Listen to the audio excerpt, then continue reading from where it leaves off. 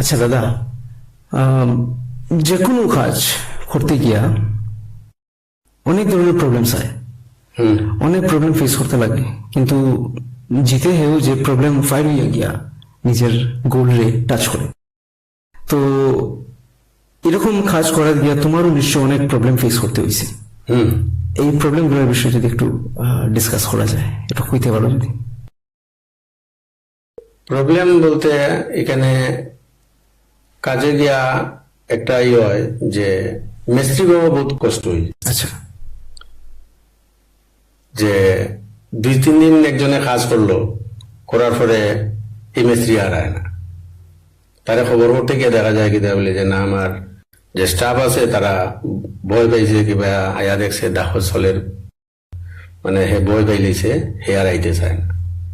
আচ্ছা, এরকম হয়েছে? হ্যাঁ, তো এইটা একটা বিরাট অসুবিধা দিয়া। তবু মানে এরপরে মানে যে আমার লগের হেল্পার হয় না, দাদা আমি কিভাবে কাজ করব, ওই আর একটা নতুন ভাবে আরেকটা মানুষ খুঁজতে লাগে।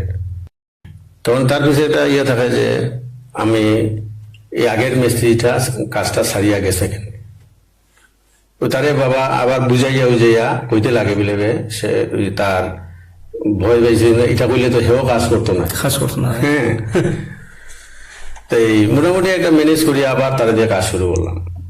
যথারীতি হেও ওরম সপ্তাহ দিন কাজ করার পরে একটা বডি আইলো, দেখলো, এরপরে হেও আবার নাই। আচ্ছা, এরকম করতে গিয়া মানে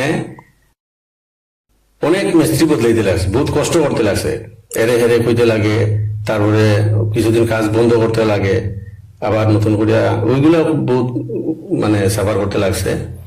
আমি টাইলস যে মানুষের দান করছে এগুলারে ফিটিংস করতে গিয়েও 11 জন মিস্ত্রি বদলাইতে লাগছে। হ্যাঁ, তারপরে হয়তো কেউ পয়সা বেশি নিছে আর কাজে আইছে না, কেউ এমনও আছে যে তার মেশিন মেশিন ছাড়িয়া গেছে কি, আর মানে তারা ফোন করলেও ফোন ধরে না। তার মানে যে টাইলস কাটার মেশিন এই আছে সেই আছে, সব এগুলা নিতেও রাজি না, আইতেও রাজি না। আচ্ছা আচ্ছা, এইরকম পর্যন্ত অসুবিধা ফিল করতে লাগছে। তবু থামছি না, যে কোনো ম্যানেজ করিয়া যে করিয়া কাজ মোটামুটি যতটুকু করতে লাগে অতটুকু। এই ধরনের একটা অসুবিধা সম্মুখীন হইতে লাগছে। কমপ্লিট তো হইলো। হ্যাঁ, মানে অন কথা হয়েছে শুরু, আমার একটা লক্ষ্য থাকে যে শুরু করছি তো তার শেষ দেখতে লাগবে। হ্যাঁ, ওইটাই আর